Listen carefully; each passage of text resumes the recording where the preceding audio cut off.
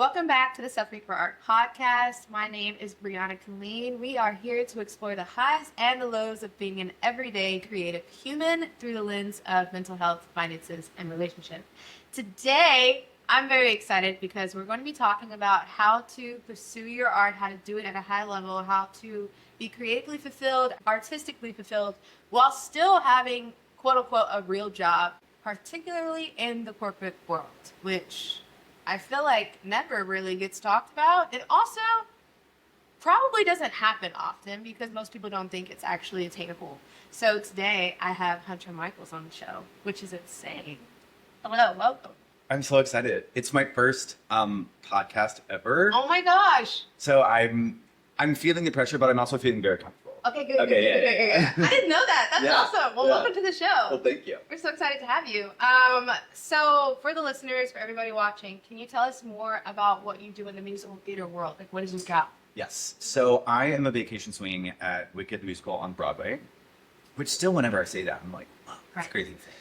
So if you don't know what a vacation swing is, it is, we're not in the building full time. Many times, however, I am there quite a lot because I cover 7 tracks now. Wow. That's dancer tracks, singer tracks, crossover tracks, sort of like a mix of the two. And I've kind of accumulated those over the last 4 years being at Wicked. So I'm not there full time in the building every night. Okay. But I'm there so often because with such a large ensemble, many people are either sick, injured, vacations, personal days, we're thin on coverage and we need you in the building tonight. Or we have a vacation plan 6 months down the road. Do you mind blocking off those dates? Amazing, cool. Yeah. That's one in there. For example, this past week I've been covering the tail end of a medical leave. And then this week I go back on Thursday through Saturday. So I get to fill in for a lot of people over at Wicked. I arrived at Wicked because I went to school for dance. And I didn't actually get into musical theater until, I want to say, junior year of college, because I was in a dance program at Point Park University. And then I was in the jazz dance program. And I think I kind of realized I wanted to move away from concert dance, being in a complexions or a contemporary ballet or a modern company or something like that. And I kind of got the bug for jazz and musical theater. Yeah. I really should have started singing earlier. I think that really would have helped me a little bit more, but it's okay. It ended up working out, but I wish I would start singing a little bit earlier. But that's how I kind of got into musical theater, through the dance kind of route. Yeah. And I did some national touring and some regional stuff and an international tour, and then landed at Wicked on Broadway in 2022. Oh my gosh. And when did you graduate? 2016. Okay, so you were auditioning, working for a couple of years. And then... Yeah. I think, considering I graduated in 2016 and then pretty, soon thereafter was working, I feel very lucky that I was able to do that. I was able to get an agent right when I moved to the city. I was doing a regional production. I think my first, regional job was a production of Chicago at Fleur Playhouse in Albany. Nice. And then from there, it was the same, you finish a gig, you move back to a sublet in New York City, right. You audition, you book the next thing, and then you go do the thing, right? Yep. That next thing was Dirty Dancing National Tour. Okay. And so that was 2017 to 2018. And then after that was Pittsburgh CLO, returning to Pittsburgh. Nice. It's so funny because I'd gone to Point Park, seeing those productions in the same city. Did that season for that summer, and then after that it was same thing. You move back to the city, you sublet, you go to auditions, you work your second job during the day or whatever, and left for the international tour of An American in Paris, and then after that came back, subletted, started auditioning again, and landed at Wicked. But it was kind of that like standard like process ever since I graduated school. Yeah, and your like side jobs before corporate life, like what were you in between those like coming back suddenly and working your side job? So I worked a lot at Lululemon. Okay. Which is a popular Me too. one. Yes, you know, educator. I mean, I did like, Columbus Circle for the holidays. Yeah. I did Upper West Side. I did opening team at Hudson Yards. I picked up pretty much like all over the city. You know, Yeah. shift around. So worked there quite a bit. One of my very first jobs in the city was a doorman at Ralph Lauren on the Upper East Side. Just open the doors for like 9 hours. Yeah, and then another one was front desk at Equinox. Okay. Yeah. That's, you know, a lot Very of people do, very common for artists to do that kind of stuff because like you can get it done in the morning and then also get a free membership. Mm-hmm. And that was like why I did that. Okay, so like how did you get from there to corporate? So get this, kind of a crazy story. Bear with me here, it's a lot. So let's go back to early 2020. And I think you know where this is going. Yeah, yep. So early 2020, I had come back we wrapped an American in Paris international tour in Paris, which was like, Oh, that's dope. come on. Yeah. Like nobody pinched me. Right. I don't want to wake up. It was actually the coolest thing of my life ever. So dope. So we came back and I had gone to actually a Wicked audition. Oh. That was early that year. Maybe like February, something. I had gone and then I found out that like I didn't get whatever track it was and it was for the tour. And I was like, all right, cool. Like, you know, I made it farther than I ever had. And so of course, like in those moments you're like, okay, I'll just like take it. Maybe something will come around later, who knows? Started making plans to find an apartment. And so, lo and behold, I get a random email that's like, hey, actually, we had an injury on the tour. Can you go cover for like 10 weeks? Wow. Because this person's going to have surgery. We're going to need to be out for a long time. Mm-hmm. And I was like, say less. I'm there. So I had packed up everything I was living with a friend. I packed up all of her stuff, all of my stuff, put everything in storage, right? Flew out March 12th. Oh, wow. Okay. Right before the world ended. Right. Yeah. The timeline is important. Flew out March 12th. Had my first rehearsal on March 13th of 2020 in the theater in Madison, Wisconsin. Wild. Wild. I learned up through what is this feeling, and I was like bopping into the coffee shop, like dream job, so happy about it. Right, was going to be on tour for like a couple months. Mm-hmm. I look at my phone, a company meeting on stage at 7 p.m. The rest of our event is canceled, and I said, "Oh my god, right? What?" Huh? So we go to this company meeting. They're like, "You're all going home tomorrow. Wow. Pack up your stuff, or like stay in your Airbnbs because some people have already coordinated, right? But like we're canceled for the next at least 2 weeks here in Madison." And I was like, well, I don't really have a home to go back to anymore. Right. So I was like, Mom, I'm coming home. Mm-hmm. Spent the next 14 months in North Carolina with my mom working at Lulu because I needed a job. Yeah. Worked there, and then it came to be 2021, around like end of like it was fall. Like almost October. And I was like, I just have to like move back. Yeah. At that point they had started the tour again, but the person that I was going to be replacing had healed from the surgery and come back already, right? Because it had been 14 months. Yeah. And so by then they had called me out for 2 weeks for a different injury. For like a different person. So I did get to go do Wicked Tour for like, I think it was like 3 or 4 weeks or something. Yeah. So then I came back and I was like, well, I have to move back to the city. Like I can't just live at home in North Carolina for forever. Right. And in order to do that, you have to prove that you can pay the rent on a place by yourself. Right. And I really wanted to live by myself. And so now we're finally at why I get into corporate. Yeah. We needed context. Yes, okay. Yes. So the thing is, I got into this because I was like, I need something that's going to be able to on paper pay the bills. Yeah.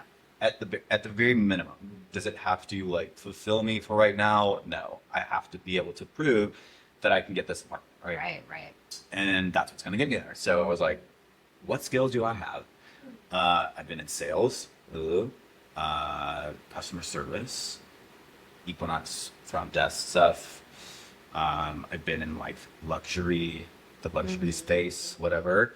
And you know, like as an artist, you're your own marketing team, your sales team, your own manager, if you don't have one, or your own bookkeeper, accountant, like all those things. And I think that those are things that we just do innately because we have to. And then don't really think about like, oh, wow, I actually do have all of these skills already. Right. But it's just translating those skills into a language that the corporate world like understands and resonates with. Yeah. And so I started interviewing for entry-level like sales jobs. So it was like a lot of them are called SDR, sales development representative, business development representative. And it's within the sales function of many like corporate entities. Like it's the way that they get their product out to potential buyers. So it's cold calling, it's emailing, it's like essentially like entry-level sales jobs. Yeah. It's a lot of like, it feels like at first like a lot of just like bitch work, to be honest. Like it's heavy outbound. You're cold calling people that like do not want to talk to you. Right. You know? So like it can feel like that at least to start out. However, starting salary was good. There's commission on top of that. Benefits. I was like, shoot, I'm gonna do that. Yeah. And so I did a couple of interviews, and what they're looking for, at least I found, it was the motivation and the tenacity and like not taking no for an answer. Because when you think about it, that's any kind of sales, any kind of outbound, cold outreach, cold calling, it's all about, you just have to like keep going. And the thing is like, we're already built for that. We already have that. Yeah. And so then when I was interviewing, I think, at least I guess I did, convey that I had that. And so I got an entry-level position at it was a startup, and it was a CRM company, basically like if you're a business where your like customer data kind of lives, like all their info. And so I was selling that, like cold calling executives and getting told no and never call me again, lose my number, like all that kind of stuff, but like whatever. Yeah. And so that's how that was my entry level position. And like, that's where I sort of like learned like B2B sales. And then after that, we were acquired by Meta, believe it or not. Oh, wow. So then I was a Meta employee. Okay. How did we get random, here? Yeah. And so that was wild, because it was all of a sudden I went from working at a small startup, like 40 or 50 person startup. Oh, wow. To Meta platforms, going into their offices over Moynihan. And it's like, you know, when you hear about people working at Google, and it's like absurd, like they have like restaurants there, and like I could go to a vending machine and vend out a computer charger if I had left mine at home. Like you could vend out like tech for free. You just select your badge and vend it out. No, it's crazy. Every snack, every iced coffee, every cold brew on tap, like it was like annoying. You're That's like, insane. okay, like, this is there's so much money here. Right.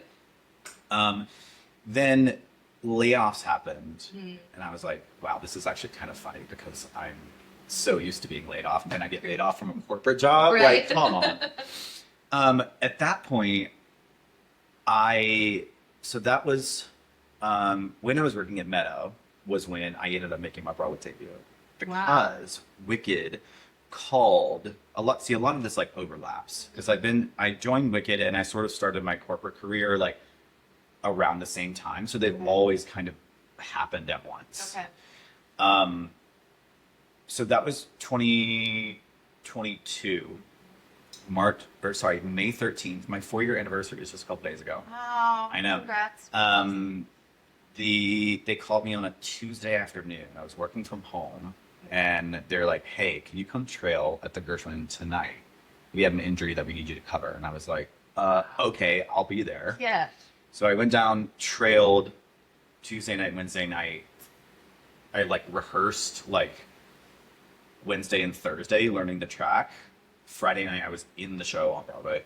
Insane. Bonkers. Yeah, what? I felt crazy. Yeah. But that was like, I mean, it was everything that I had like prepared for before. Like we as performers, like we learn so quickly. We're on top of our shit. Right. Like of course I could just go down and learn it. Like because I had thought about, I need to have a job that can pay the bills. That's not going to interfere with the opportunity of being able to perform at night. If I have a matinee, I don't know what the solution is going to be, but I'm going to figure it out, right? Yeah. And if it was going to be a full-time Broadway contract, then I would just quit the corporate job. Right, yeah. But I was like, yeah, I'll be there. So I had to make sure that I set up something that was going to pay the bills during the day, and that was I could rely on. Yeah. And then just be ready for when that opportunity like presented itself. Absolutely. And it did.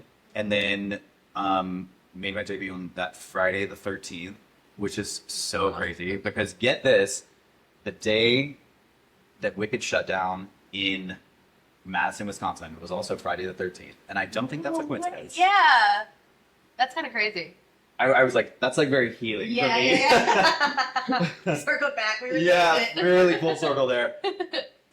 So, yeah, that Broadway debut happened May 13, 2022, and that was when I was working at Meta. So that continues. Meta lays us off in late 2022.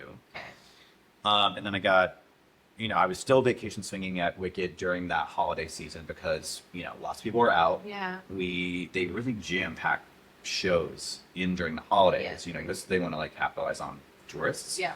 Which I get. However, it is I get it from a business perspective, but at the same time, like, how are we always low on coverage? We're always low on coverage. Out. Everyone's out. Yeah. So I was there for the holidays, so that paid the bills. Beginning of 2023 came, I was like, well, I can't always rely on Wicked because I don't know if you know this, but vacation swings don't have like an overarching contract that ties us to the show. So like we sort of like we don't ever have a contract, and if I do get a contract, I sign it like after the fact. So Wild, yeah. So like I can't say that like, oh, I'm gonna make this much money this month from Wicked because I don't know. Right. And like I don't know how many shows I'm gonna be prorated for. I don't know. I can reasonably expect that I may be there for like at least 1 to 2 weeks a month, but it could be less. I could I could go 2 months and not work. So wild. You have like no base pay in between. No retainer, no like stipend. Yeah. There's no like, and this is something that I really wanted to advocate for in the last 8-year negotiations, but like we had so many bigger priorities to get through that like that one fell off, which I get. Yeah. But it does like, it sucks for just it's like a very small subset of people within the industry that have to do this, but it is like, the structure is very exploitative in the way that it benefits the show quite a lot. It doesn't really benefit us when we're not there. That being said, still love it, still grateful, but I think you can love something and also like wish that it could be better. Absolutely. So that was in like 2023. I started working at a legal technology startup. Okay. So I was managing like same sort of like SDR, sales development, business development. I started taking on more of like marketing projects and like events. So it was like, happy hours for networking and company sponsored dinners that we would invite potential clients to get them to like get to know us and want to take a meeting with us and buy our product, right? Yeah. Which is getting more into the like field marketing, organizing conferences, like what representatives are you sending from your company to a conference to hopefully sell what the product is? Yeah. Are you designing a booth for said conference? What kind of swag are you giving? Like all those marketing materials. Yeah. So I started doing more of that, and that was resonating a little bit more with my like creative side. Right. Because I've always had like more of a sense for like design and photography, and I wanted to kind of use those a little bit more. And so like designing cool swag or creating like a backdrop for our vendor booth, or just coming in with like creative ideas. So then that position actually another layoff, which I was like, I've been laid off more in corporate than I have in musical theater. What the hell? Laid off like late 2024, I want to say. Was it 2024? Yeah. Then after that, of course, I'm still big swinging at Wicked, but then at the same time, I'm like, damn, gotta pay my bills somehow. Shit. Make money. And I started applying, and I got an account executive position, which sounds very fancy. It does. Account executive is basically just a salesperson. So like when I was an SDR before, that is the person that gets the meeting for the person that's going to close the deal. I was now the person that was expected to close the deal. Got it. And in this new job, I was essentially selling like business financing. So like I think my largest deal was like $400,000, which I'm like, like more money than right. Like I've ever seen. Yeah. So I was doing like deals like that for essentially they were like business loans to like finance small businesses, get them on their feet, get them started, all that kind of stuff. Yeah. Then the company that I now work with, and all the while still I was adding tracks to Wicked. So I had started learning, I'd moved on from like just the dancer tracks to like the crossover tracks. Okay. Like the ones that rather than being like the male dancer that sings baritone, it was now like the track that was like still dancing but also sang like the tenor two stuff. And then after that I started adding on some of the singer tracks as well that have solos, like sung solos. Oh. Me on Broadway? On Broadway? I never thought I would sing. First off, I never thought I would ever sing. Right. Because what the fuck? Me, a dancer? No. Because and maybe dancers out there you would relate. I feel like singing is so like That's how I feel about it's dancing. so scary. That's how I feel about dancing. And isn't it crazy just to it like once you do it, it like it feels a lot better. But it's just getting to it is like oh no. I could never. Hearing my own voice, and I think it's if I hear my own voice on this recording, I'm gonna crash. But just hearing your own voice is so scary. Yeah. Anyway, so started adding those all while I'm doing this other job. So this is where they sort of like are always running parallel at the same time. I was selling selling like business financing.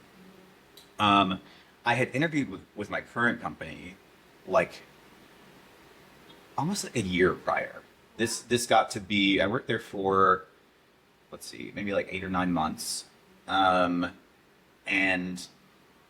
at the time when I interviewed, they were like, we really love you, but we don't have budget to allocate towards like an events person, like this kind of role that we're envisioning for you. Yeah. We need to literally pay engineers to build the product that we're trying to like Got it. sell. Yeah. And I was like, cool. Let me know something opens. So like a year goes by, and then this was like earlier this year, like in January, the VP of growth reaches out to me on LinkedIn and she's like, hey, do you remember me? We interviewed you like a year ago. Yeah. I think we just came up with a perfect position for you. Wow. Because they raised a Series A. Okay. If you don't know what a Series A is, that is like, it's in the venture capital world. I like to explain venture capital as like people with a lot of money put a lot of money into a bunch of different businesses in the hopes that one of them like really pops off and makes back all their money. Right? And the thing is like, my company got like $25 million. So think about that multiplied by so many portfolio companies within this certain like VC firm, right? Yeah. And so I feel VC to me is like it feels like monopoly money. Like that can't be real. Yeah, for real. You know, like there's no way that that's real money. Yeah. But it is. And so like once a startup gets a Series A, basically it's like, let's use this money to hire people, grow the business, build the product, get it out there, make money. Yeah. So that's how I got my job now, because the company got funding to fund the position. Yeah. So now, of course, in addition to Wicked, I am, gosh, what don't I do? In true startup fashion, it's like I'm an event planner and I also head up community at the company, which is like not directly selling I don't have to actually directly sell the product. Mostly it's like setting up big networking events, hosting conferences, sponsoring events, sponsoring our presence at industry events, getting our name out into the industry world and like building that community. I know that's like so broad, and you're like, what on earth does that even mean? Yeah. Basically, like what I really want to do is like give people in our industry like access to connections and building their network and like getting mentoring opportunities and speaking opportunities, and like not just getting our company out in the sense of like knowing what we do as a business and a product, but also like name recognition. So because there's trust and like brand recognition when you have your name out there doing like good things within the industry. So that's what I'm trying to do now in my current role. Yeah. And I think that like, again, it lends to the sense of community and like the kind of way that we work as artists anyway. Not only are we trying to sell ourselves as the product per se, but like we can also build a community within this industry as well. And so I'm sort of trying to bring that same kind of feeling to this corporate world as well. So I think it's a good, at least now it's a good match for me to like cross use my skills in that way. So that's how I ended up where I am. That is so wild. I feel like you started with like, I need to be able to get this apartment, and then like it just like blossomed into like, and I'm here and I'm in Meta, and then I'm here, and then now it's like I'm selling business loans, right? Like venture capital, and that's like, so insane. What? And like I know like you made a really good point of how a lot of our skills are transferable as a creatives and actors and stuff. I mean, we really are like our own company and brand CEO. Yes. Admin. It's literally everything. It is the same thing. Yeah. Companies just have people to do it. Right. And they have a different lingo. Mm-hmm. Like they have a very specific like corporate world talk. And it's like once you get that and you get the vibe, we are very good as creatives of like sliding in and being like, here I am. Like I can adapt, I think. Mm-hmm. Do you feel like as you grew into the corporate world, you kind of just like learned the skills that you needed to along the way? Yes. Yeah. So again, my degree is only in dance. Mm-hmm. I didn't even do a BFA. I just have a BA in dance. Yeah. I don't think, at least when I was there, I don't think performing arts schools prepare us enough for the business conversation of being an artist. I agree. They can teach us how to be fantastic dancers, fantastic like performers, and have work ethic and like yada yada, all that stuff. Mm-hmm. Being a business and like what the reality of that is, like ooh, tomato. Right. We just like weren't prepared for that. I don't think enough. Now maybe it's different now, and I would love for it to be different. I hope. I learned all of the things that I needed to learn on the fly, and it truly was like, I'm faking it until I make it. Okay. Yeah. Like I'm just absorbing as much as I can, and like, you know, I didn't even know what an outbound sequence was, and I had to learn what that was in like B2B sales. Yeah. Googling all the time. What does this mean? What are these acronyms? What is a CRM? Yeah. I got hired at a CRM company. I didn't know what it was. Yeah. Truly faking it until I made it. Yeah. But also like, why on earth would I have known that? Right. I wouldn't. Yeah. And it doesn't, you can learn like anything, honestly. Like when people are like, oh, I can never blah, blah, blah. Are actually, like, you probably could learn it. Yeah. You just have to, like, apply yourself and take the time to do it. And Yeah. when you're getting paid to do it, like, this is like free business school. Right. Or paid business school. Yeah.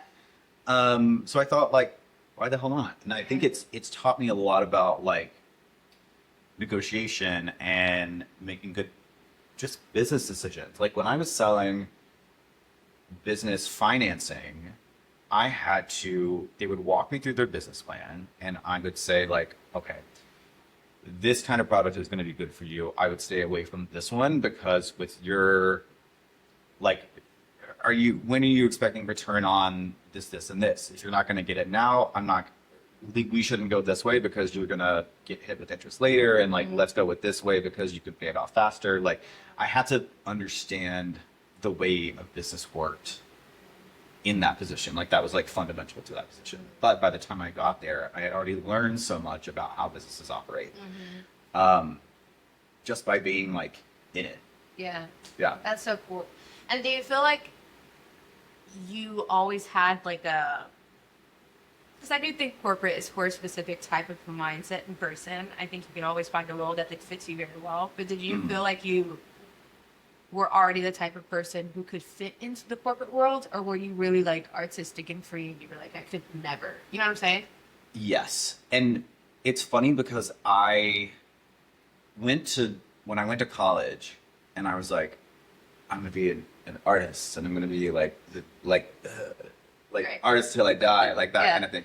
I was always like, oh, I'll never work a desk job because, like, I'm going to be like a dancer. And there was this kind of like, and back to the schooling thing, there was this sort of like, not that you like look down upon taking another job, but like kind of. Yeah. It was sort of like a taboo that, like, if you like were to do something else, it was like you were like cheating on your art. Yeah, or whatever. absolutely. Isn't the phrase like, if you love anything else, go do that? Like, you have to like love the art so much that this is like all you do. You devote your life to it. Yeah, absolutely. Yes, you can devote your life to it. But at the same time, we do live in like 2026. Right.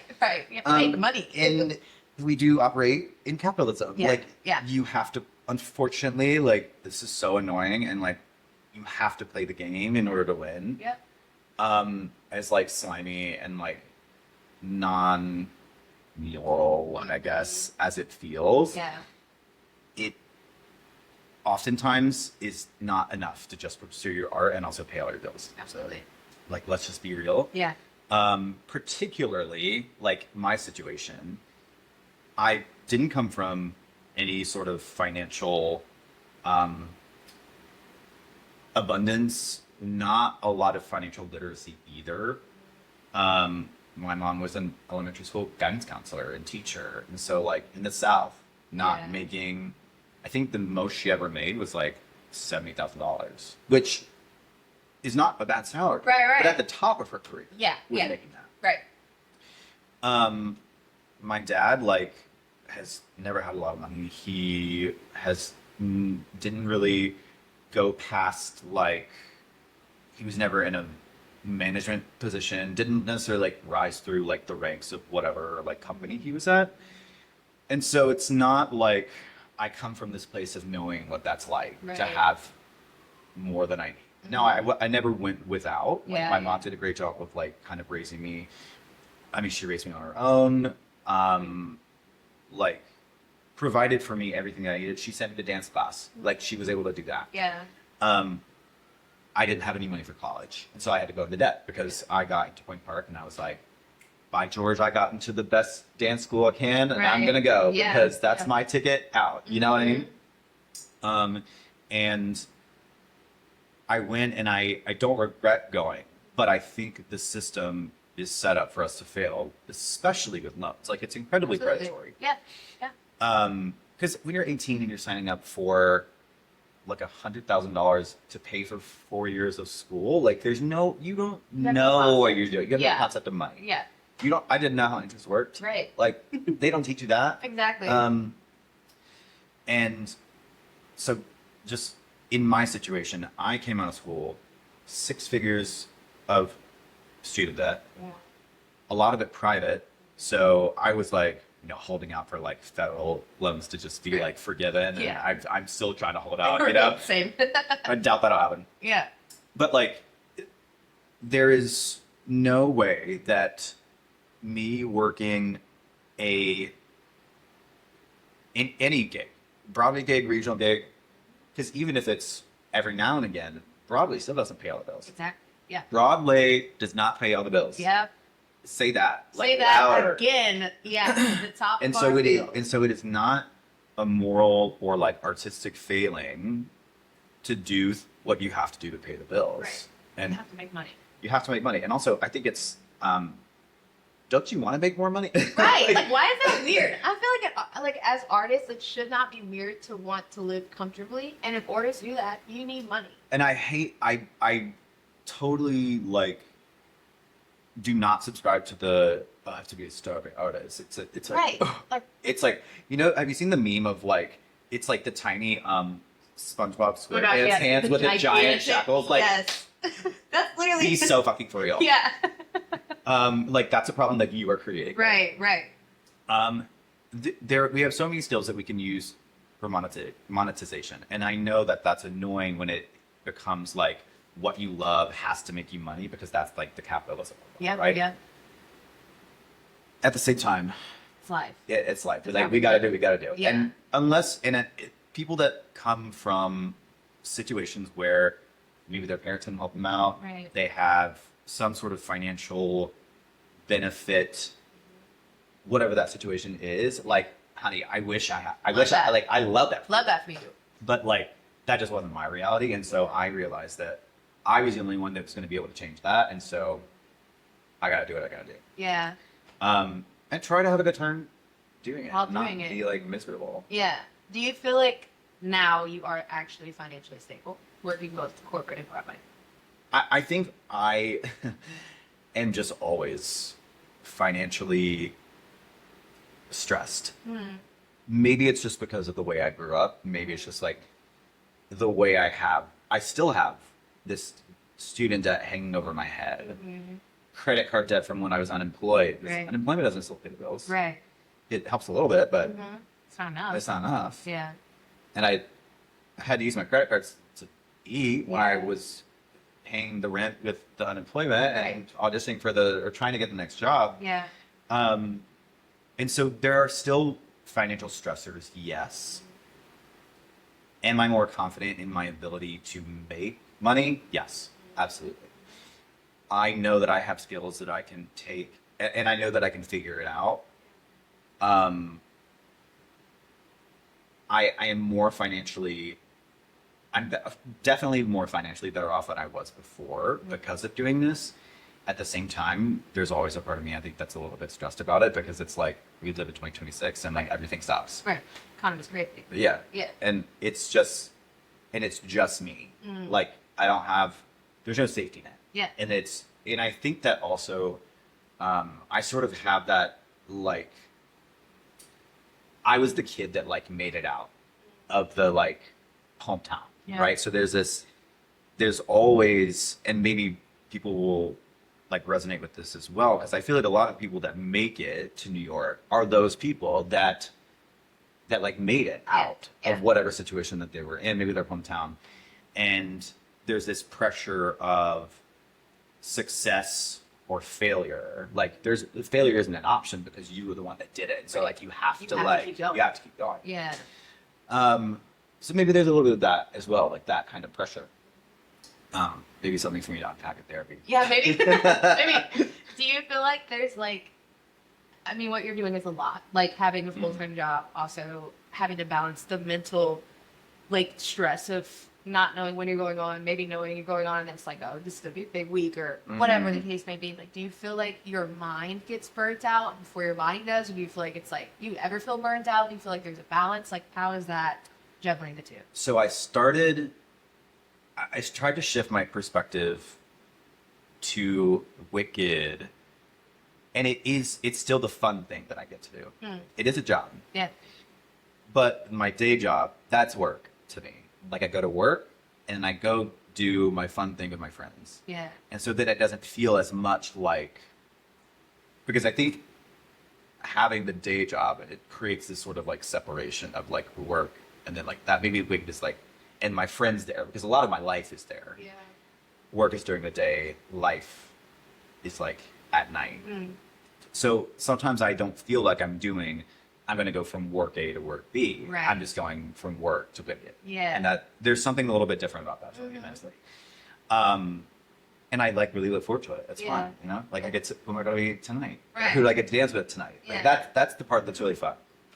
And after 4 years of swinging and like, I don't get the like jitters about like swinging anymore, which I promise they will go away. Like when you do it long enough, like the jitters of swinging go away. Like I know a lot of people are like, well, I could never do that. Like, yes, you totally could. I promise. It is a skill. It's just like a muscle that you just retrain, and muscle memory is crazy.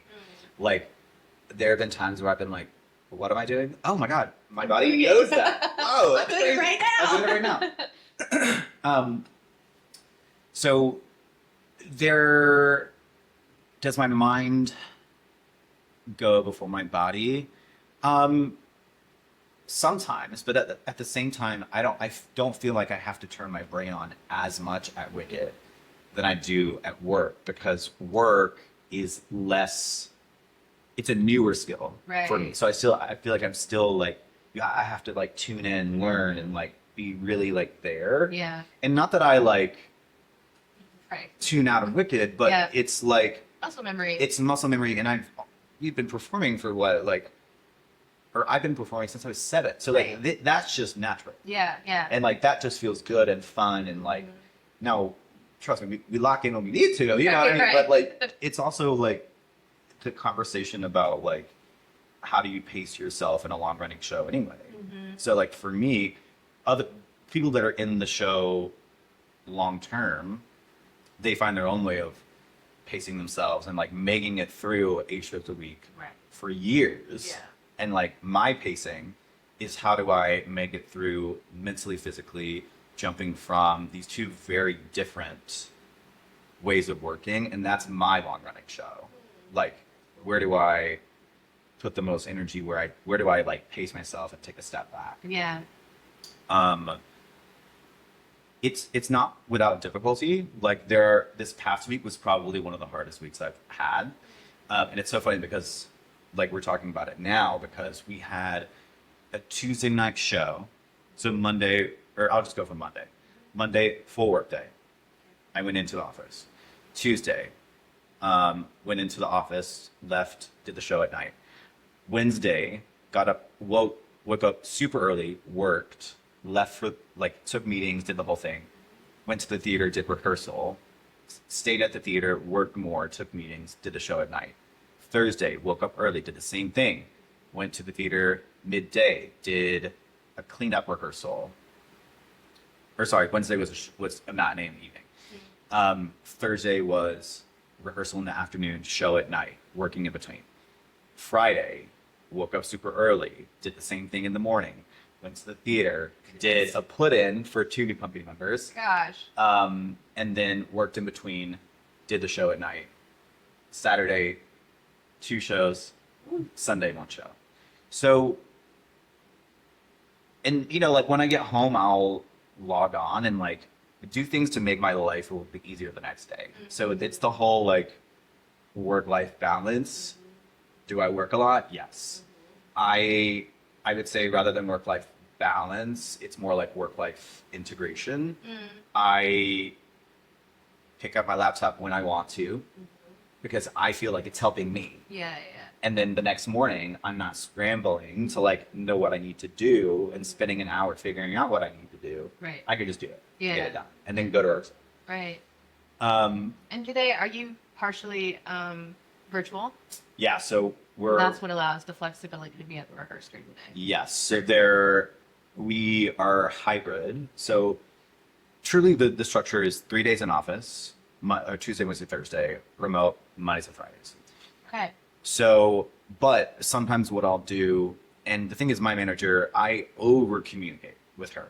And the thing is she loves that I'm doing it. She like brings it up on client calls, like when we're on with them, because Yeah. I think she realizes that there are so many things that make us really valuable employees outside of just what you're doing, like in that moment for the business. And so I think she saw the creativity and the tenacity and the things that it takes to get where I am on Broadway. And like, So it's like, tenacity. oh, I can use that Yeah. in the business. And so the thing is, with that flexibility, I always, for example, this company has unlimited PTO policy. It's one of those things where it's like, use it, don't abuse it. And so with that in mind, I always want to over deliver, over communicate, be the asset that they saw in me so that I can earn that flexibility. Because if I'm just taking all these afternoons away to do matinees, and they're like, well, why do we hire you? Yeah. So it's like, I work late, I work early, I connect with her often over the weekend to like finish like a couple tasks. Nothing crazy. Yeah. But it does take an extra, it takes some extra hours. It takes some extra like, just like the motivation to go ahead and get things done then. Yeah. Yeah, What it's a different setup. Yeah. What does rest look like for you then? Great question. So the thing is, I do like to have a life. Yeah. So like post show, I'm gonna go have drinks somewhere. Yeah. Or like I'm gonna meet up with. So my boyfriend Thomas is in the Book of Mormon. Shout out to Book of Mormon though. They're shut down right now. Yeah.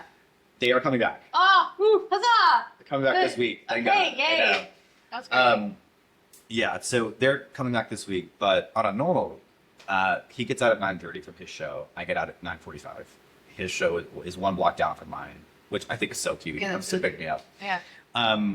Sometimes we'll go like meet up with friends because think about it, this is like the time that we get together is very small, and it's often just at night because I leave in the morning, like Right. early at like, I leave at like 8:20 to go to the office. Yeah.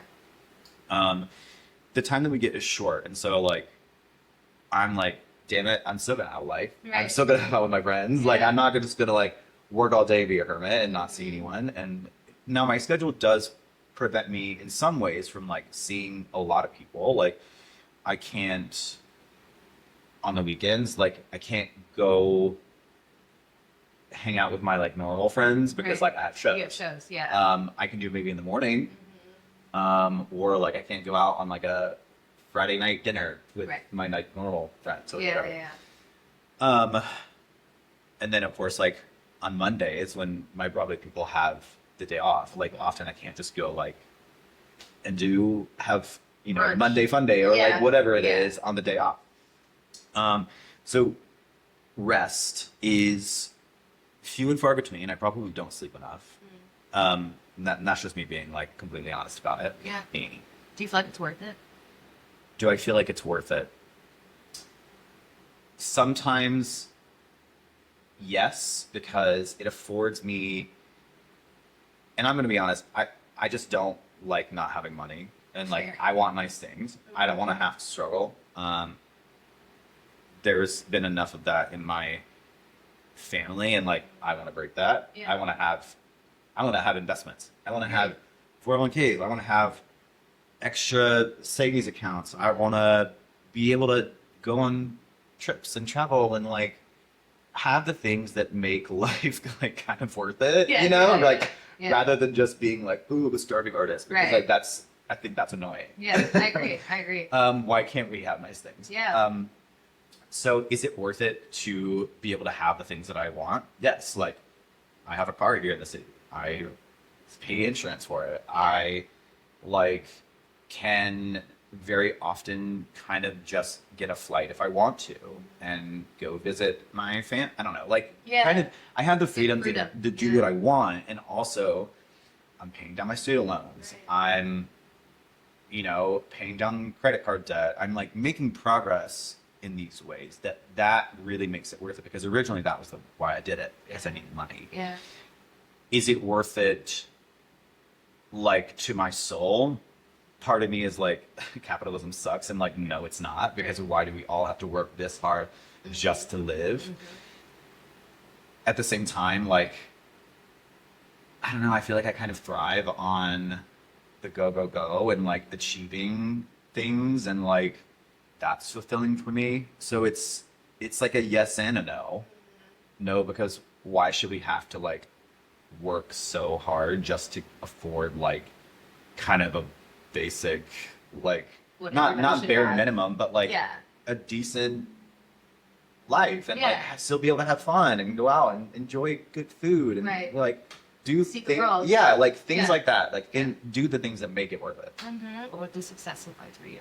And like, I feel successful because I am now living like the life of a full person that I had imagined when I was younger. Now, maybe I didn't know exactly what it would look like, but like, I'm a working professional, actor, corporate person, author. I never thought I would be an author. Right. Like, that's success to me, and like constantly like surprising yourself with like what I could do. Yeah. And that is far beyond anything that I imagined before. Like success to me is like seeing the world and being grateful in those moments where you see a sunset and you're like, oh my God, I'm alive. Like that's crazy. That's why I feel successful. Talk about the book more. Okay. You're a literal author. What the heck? So yes. So also during the pandemic, because obviously I can't just not have a fucking project. So my mom and I had, we touched on this very briefly. My mom was a elementary school guidance counselor and teacher, and like educator for like 30 plus years. Crazy. So, did you ever have like book fairs in school? Yeah. Loved it. So we always had like Scholastic Book Fair, and my mom, has always wanted to write a book for the book fair to help educators and parents like teach whatever lesson, because when she was teaching her lessons, like she would have a book to help teach about, not bullying, or a book about like sharing, or like these concepts for kids to learn. Yeah. And so she was like, I always wanted to write a book, and I was like, well, we have time, let's do it. So we found a hybrid publisher so you can either do self-published, hybrid, or like traditional publishing, which is where you like sell your idea to a publisher and then they can do with it what they want. Self-publishing, you retain all the rights, but you also are responsible for like every part of production. And unless you have like a really like well-connected network within like the book publishing space, like it's more difficult. Yeah.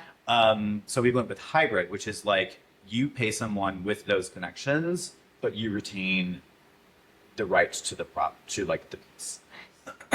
So we went with the hybrid publisher, and we wrote. Oh my God. Hunter the Dancing Fox. Yeah, it's so cute. We wrote this during the pandemic, and it's very much based on my story moving to New York City. It follows Hunter the Little Dancing Fox. We wanted to inspire kids to pursue the thing that they love the most, no matter what people say. Like, we were trying to teach, anti-bullying and the importance of accepting people for who they are and like what they want to do, and that it's okay if someone wants to do something different than you. And giving parents and teachers like a picture book resource to be able to teach like that lesson to kids. I think it's important to like have something tangible, like maybe in a world of like Kindles and iPads and stuff like that. Just like even today I was on the train here, and my friend who bought this for their child like sent me a picture of them reading it to them today, like during like nap time or just before nap time. Oh, it was so cute. Like, and those are the things that like really make it worth it. But get this, so we're actually going to be hopefully republishing this fall. Republishing, because it turns out our hybrid publisher was a scammer. A scammer. A scammer. Joanne the scammer. Joanne the scammer. No, actually worse than Joanne the scammer because she literally, and the thing is, we were one of the very few clients to make it out with a book because the thing is, when we were paying her, we paid her in installments to like do the work and then we would pay the next installment, right? So the thing is, we ended up with a finished book, and many other clients will say, like paid her like a lump sum of money, and then I think she just like closed down the business and ran. Just like ghosted them. Yes, and like it was a whole thing. It was on the news. There's a whole. You can look it up. You can literally look it up. There's a whole story about it. So now, very happy to like we just want to get it back out there because when that production company shut down, like it was taken off of Amazon, it was taken off of like any place that you could buy it. And so now we want to get it back up on Amazon, available in like Barnes and Noble and like it's called Ingram Sparks. It's a really cool like distribution platform.